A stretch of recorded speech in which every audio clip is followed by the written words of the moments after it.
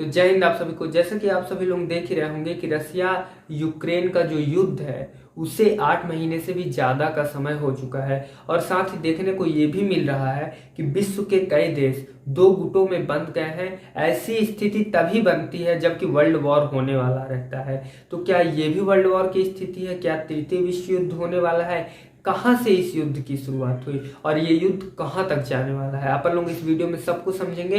तो वीडियो को चलिए आगे बढ़ते हैं वीडियो में। तो सबसे पहले समझते हैं अपन लोग कि इस युद्ध की शुरुआत आखिरकार हुई कहां से। तो हम लोग सबसे पहले इतिहास में पीछे चलते हैं, बात करते हैं तब कि जब सोवियत संघ का विघटन हुआ। तो सोवियत संघ के विघटन के बाद रूस और यूक्रेन का संबंध अच्छा था, यहाँ तक कि यूक्रेन की जो विदेश नीति है इस पर भी रूस का गहरा प्रभाव था। साथ ही साथ मैं आपको ये भी बता दूं कि जो यूक्रेन में सरकार थी, यूक्रेन की गवर्नमेंट थी, उसको भी रूस ही कंट्रोल करता था उस समय।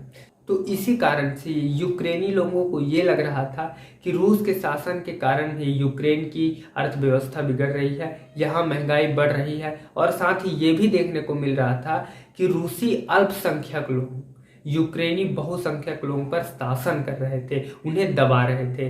तो जिसके कारण यूक्रेनी लोगों में विद्रोह जागा और साल 2014 में यूक्रेनी लोगों के विद्रोह के कारण संसद रूसी समर्थक राष्ट्रपति विक्टर यानुकोविच को हटाने के लिए बाध्य कर दिया और साथ ही उसी साल यूक्रेनी लोगों ने अमेरिका और यूरोप समर्थक नेता पेट्रो पोरोशेंको को राष्ट्रपति चुन लिया। तब से जो रूसी राष्ट्रपति क्विंटन यानुकोविच थे वह यूक्रेन में निर्वासन काट रहे हैं, यानी एक्साइल जिसे कहते हैं देश निकालना, वो काट रहे हैं। वो एक प्रभाव तो ये है जो रूस को यूक्रेन के खिलाफ भड़काता है। वहीं दूसरा फैक्टर ये है कि साल 2019 में यूक्रेन ने संविधान में संशोधन करके खुद को नाटो में शामिल करने के लिए मांग उठाई, जिसके कारण रूस को यूक्रेन से भविष्य में खतरा होने की आशंका लगने लगी। यही एक मेजर कारण है जिसके कारण 25 फरवरी 2022 को रूस ने यूक्रेन पर हमला कर दिया।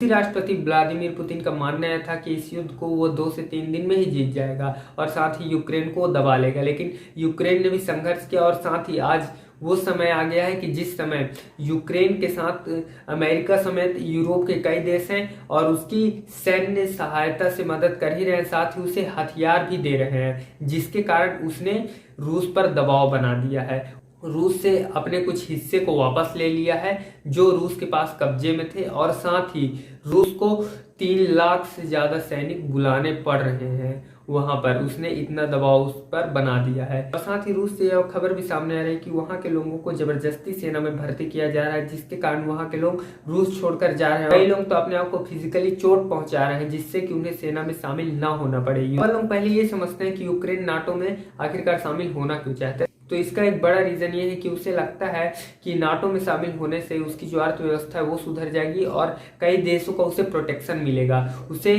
कई देशों की सैन्य शक्ति मिलेगी। क्योंकि अनुच्छेद 5 के तहत नाटो में यह रूल है कि जो भी नाटो के सदस्य देश है उन पर यदि कोई गैर सदस्य देश हमला करता है तो बाकी सभी देश उस पे उसकी सहायता करेंगे और उस देश पे हमला करेंगे जो देश नाटो के सदस्य देश पर हमला करेगा। इसलिए यूक्रेन चाहता है कि वो नाटो का सदस्य बन जाए जिससे कोई भी बाहरी देश उस पर हमला न कर पाए और उसे प्रोटेक्शन मिले। रूस को इस बात से क्यों दिक्कत हो रही, वो क्यों नहीं चाहता है कि यूक्रेन नाटो में शामिल हो जाए? तो उसका मेजर कारण ये है कि उसे लगता है कि नाटो पे यदि यूक्रेन शामिल हो जाएगा तो जो रूस के दुश्मन देश है उसकी सीमा तक पहुंच जाएंगे और साथ ही ऐसा एक्सपर्ट्स का मानना है कि जो रूस की निगाह है वो पूर्वी यूक्रेन की ओर है जहां कोयला और लोहे का खदान है, जहां की जमीन भी बहुत उपजाऊ है। तो माना जाता है कि पुतिन की निगाह वहां पर भी है, वो उसे भी कब्जे में लेना चाहते हैं। तो यदि वो नाटो में शामिल हो गया तो वो ये भी नहीं कर पाएंगे। तो हम लोगों ने नाटो के बारे में इतनी बात तो कर ली लेकिन अपन ने समझा ही नहीं कि नाटो है क्या। तो सबसे पहले वो जानते हैं, तो नाटो का फुल फॉर्म होता है नॉर्थ अटलांटिक इंटीग्रेटेड ऑर्गेनाइजेशन। इसका अर्थ है उत्तरी अटलांटिक संधि संगठन। नाटो की स्थापना द्वितीय विश्व युद्ध के बाद 1949 में उत्तरी अमेरिका और यूरोप के 12 सदस्यों के साथ हुई थी। अब इसमें 30 सदस्य देश हैं। अभी वर्तमान में इसमें कुल 30 सदस्य देश हैं। लेकिन नाटो के अनुच्छेद 5 में बात तो ये है कि यदि नाटो के सदस्य देशों पर कोई दूसरा देश हमला करेगा तो वो तब उसकी सहायता करेंगे और उस देश पर हमला करेंगे। लेकिन जो यूक्रेन है वो तो अभी नाटो पे शामिल नहीं है, तो फिर नाटो यूक्रेन की सहायता क्यों कर रहा है, युद्ध में उसके पक्ष में वो क्यों खड़ा है? तो इसका एक बड़ा कारण नाटो ने सामने रखा है। तो नाटो का मानना यह है कि जो रूस का यूक्रेन पे हमला है वह उसके संबंधित देशों पर भी आने वाले समय में खतरा बन सकता है, इसलिए वो उसके साथ खड़ा है। और साथ ही मैं आपको बता दूं कि 2008 से यूक्रेन नाटो में जुड़ने के लिए संघर्ष कर रहा है, तो एक पॉइंट वो भी हो सकता है नाटो का उसकी मदद करने के लिए। और मैंने कई दिन पहले कुछ न्यूज चैनल्स में सुना कि ऐसा माना जा रहा है कि व्लादिमीर पुतिन के डर से नाटो में यूक्रेन को शामिल नहीं किया जा रहा है, तो ऐसी बात नहीं है। तो जो नाटो के अध्यक्ष जेलेंस्की हैं उन्होंने हाल ही में नाटो की सदस्यता योजना यानी एमएमपी के फैसले में तेजी लाने के लिए फिर से अपील की है। यानी इसका मतलब ये है कि वो चाह रहे हैं कि यूक्रेन जल्द से जल्द नाटो में शामिल हो जाए, क्योंकि यूक्रेन ने उसके लिए आवेदन दिया है जो लंबित है। तो वो चाह रहे हैं कि इसकी प्रक्रिया को तेज किया जाए, नाटो में जो देश शामिल होना चाहते हैं उसकी प्रक्रिया को बढ़ाया जाए, एमएमपी। ठीक, तो इस कारण से आने वाले समय में हो भी सकता है कि नाटो में यूक्रेन शामिल हो जाए। तो हम लोग अंत में समझते हैं कि ये युद्ध कहाँ तक जाने वाला है और ये कैसे रुकेगा, क्या सच में परमाणु हमला होगा? तो इस बात को समझते हैं। तो परमाणु हमले के अलावा भी अभी जो व्लादिमीर पुतिन है उनके पास कई ऑप्शंस है, वो और ज्यादा सैनिकों को ला सकते हैं। साथ ही जो यूरोपीय देश में उनकी गैस की सप्लाई है उसे वो बंद कर सकते हैं, जिससे प्रभावित होकर यूरोपीय देश कहीं यूक्रेन का साथ छोड़ दें।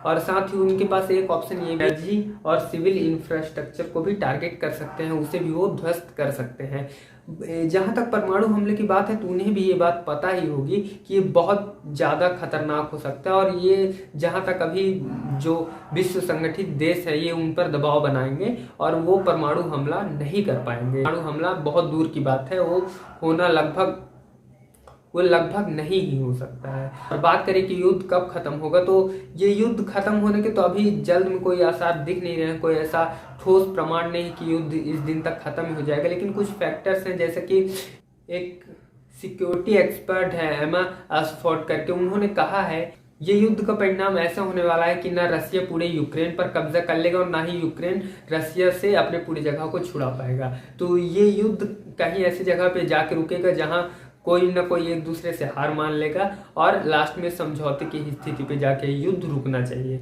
लेकिन ऐसा नहीं भी कहा जा सकता है, क्योंकि जैसे युद्ध के आसार दिख रहे हैं, यूरोपीय देश और अमेरिका को यूक्रेन का इतना सपोर्ट मिल रहा है, कहीं ऐसा भी हो सकता है कि यूक्रेन इस युद्ध को जीत जाए। और कहीं ऐसा भी हो सकता है कि रूस इस युद्ध को जीत जाए, क्योंकि उसके पास भी कम सैन्य शक्ति नहीं है और बहुत से हथियार हैं। कहीं यूरोपीय देश जैसे कि नाटो में उसे शामिल नहीं कर रहे हैं, तो कहीं उसे सैन्य शक्ति भी देना बंद कर दें तो फिर रूस जीत जाएगा। ऐसा भी हो सकता है, कुछ भी हो सकता है। लेकिन जहां तक बात है तो ये युद्ध परमाणु हमले तक नहीं जाएगा शायद, और थर्ड वर्ल्ड वॉर भी शायद ही हो।